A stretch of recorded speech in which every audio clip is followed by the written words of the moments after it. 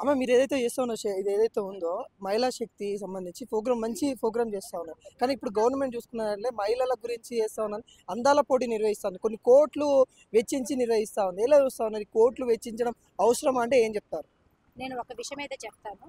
ఎవరైతే ఎమ్మెల్యేలు, ఎంపీలు, నాయకులు ఉన్నారో వాళ్ళ కుటుంబ సభ్యులకి అందాల పోటీ పెట్టారు తప్ప నిజమైన నిరుపేదలకైతే కాదు.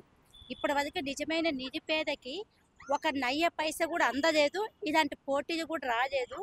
ఈ రోజు ఇన్ని సంవత్సరాల నుంచి కూడా మేము ఈ స్త్రీశక్తి సంఘాన్ని ముందుకు నడిపిస్తున్నాము. మంచి చెడు నిజమా కాదని తెలుసుకోకుండా మా మీద కేసు పెట్టడానికి వచ్చిన ఒక గవర్నమెంట్ మాకు న్యాయం చేయడానికి రాలేదు. అంటే మీరు గమనించండి ఎక్కడ న్యాయం జరుగుతుందో. ఇంకే అందాల పోటీ మా కాడికి వస్తుంది. మీరు చేసే మంచి పనికే రావట్లేదు. మరి వీళ్ళు ఇక్కడ బిజినెస్లు పెరుగుతాయి, వాళ్ళు వస్తే ఇక్కడ ప్రమోట్ చేసుకోవచ్చు, అందాల పోటీ కొన్ని కోట్ల రూపాయలు వెచ్చిస్తా ఉన్నారు. ఈ కోట్లు వెచ్చించడం దుర్వినియోగం చేసినట్ట లేకుంటే మన ఉపయోగం ఉంటుందంటారా? నేను మీకు ఒక విషయం చెప్తున్నాను. ప్రజలకు ఉపయోగం వచ్చేది ఏదైనా చేస్తే, నిరుపేదలకు సంబంధించి ఏదైనా చేస్తే బాగుంటుంది. అందాల పోటీ వేస్ట్, జీరో అంట నేను. ఇది ఏంటంటే వాళ్ళకు వాళ్ళు గొప్ప చెప్పుకోనీకి, 10 రూపాయలు సంపాదించుకోనీకి, ఆ వెనక చేసుకోనీకి చేసి అందాల పోటీ నిరుపేదకు ఉపయోగం రాదు.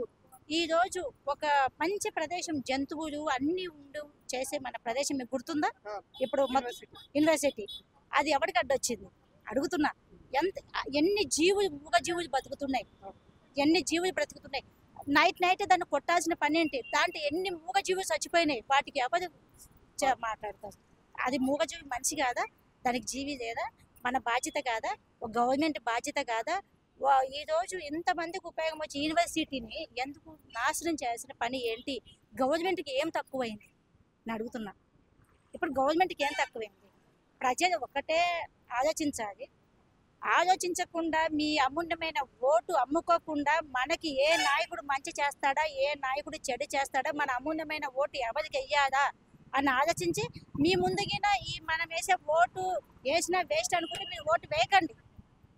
అవునా కదా? మన మీద బతికే గవర్నమెంట్, మనం కష్టపడితే వచ్చిన గవర్నమెంట్ ఈ పొద్దు మన ముందు ఉండదాన్ని నాశనం చేస్తుంటే ఏంటి అన్నదే మాట.